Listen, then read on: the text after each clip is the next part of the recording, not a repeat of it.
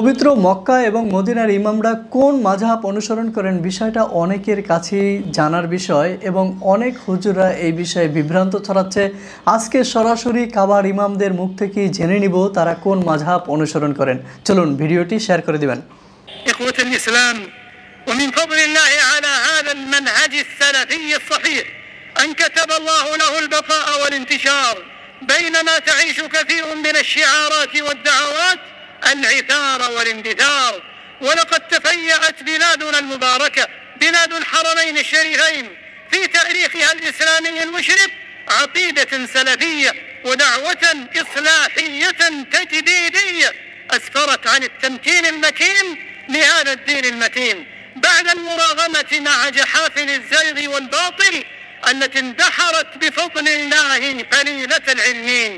وكان من هذه الدعوات المباركات الطيبات الزاكيات دعوة الإمام المجدد إمام الدعوة الشيخ محمد بن عبد الوهاب رحمه الله وطيب ثراه، قد قام في الدنيا مقام هداية يدعو إلى التوحيد والإيمان وأضاء نورا لم يزل متألقا يهدي به لله كل أوان.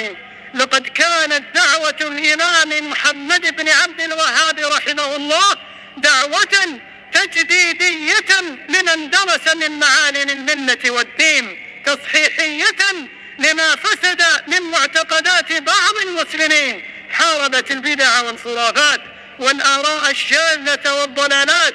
لم تكن دعوة إلى دين جديد ولا إلى مذهب خامس، بل ترسمت هدي سيد الأنبياء والصحابة الأصفياء والتابعين الأوفياء في العمل بالكتاب والسنة، وهي بريئة كل البراء عن مباءات التكفير ومنهج الخوارج الخطير.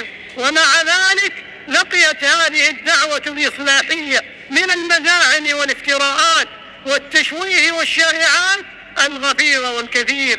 ومع أننا في زمن المعلومة الصحيحة وإمكان معرفة الحق والحقيقة إلا أن وصمها ولمزها ورهنها بالوهابية لا يزال صداه يطرق مسامع أبنائها، فلا يزيدهم إلا ثقة بالحق واستمساكا به. وإن بلاد الحرمين الشريفين حرسها الله لتنهج المنهج السلفي الوسطي المعتدل القائم على نور الكتاب والسنة ومنهج السلف الصالح لهذه الأمة، تقبل الحق ممن جاء به دون نظر إلى أصله أو نسبه أو شكله أو رسمه، وتمد يدها للاجتماع والائتلاف والتعاون مع جميع المسلمين في تحقيق الأخوة الإسلامية والاعتصام والوئام ونبذ الفرقة والانقسام. আলহামদুলিল্লাহ প্রিয় বন্ধুরা, আমরা এই বক্তব্যের মাধ্যমে জেনে নিলাম কাবার ইমাম এবং মসজিদে নববীর ইমামরা, মক্কা মদিনার ইমামরা কোন মাযহাব অনুসরণ করেন। আলহামদুলিল্লাহ, সেখানে আসলে প্রত্যেক মাযহাবের ইমামদের জন্য রয়েছে স্ব জায়গায় সম্মান এবং তাদেরকে ইমাম মনে করেন এবং তাদের কাছ থেকে মাসলা মাসাইল নেন, কিন্তু অন্ধভাবে কোনো মাযহাবকে অনুসরণ করেন না। এর জন্য সালাফি মানহাজকে অনুসরণ করেন, অর্থাৎ ইসলামের যে কোনো সমস্যার সমাধানের জন্য সালাফিদের অনুসরণ, সালাফি মানহাজের অনুসরণ, এটাই হলো আসলে মূল উদ্দেশ্য এবং মূল লক্ষ্য। সেই ক্ষেত্রে নির্দিষ্ট কোনো মাযহাবকে আঁকড়ে ধরার মন-মানসিকতা বাইতুল্লাহর ইমামদের মধ্যে নেই। কিন্তু আমাদের এখানে অনেকেই এই কাবার ইমামদের বিভিন্ন ধরনের কি বলে এটাকে, যে গুগল ফরম এই সেই দেখাই বলে দেখেন এই কাবার ইমাম এই মাযহাব মানে। তারা প্রত্যেক মাযহাবের ইমামদের সম্মান করে, কিন্তু তাদের নামে যে বিভ্রান্তকারী বক্তব্যগুলো রয়েছে সমাজে, বিভ্রান্তকারী যে মতবাদগুলো রয়েছে, সেই ব্যাপারগুলো তারা কখনো একমত নয়। তারা সালাফি মানহাজকে অনুসরণ করেন।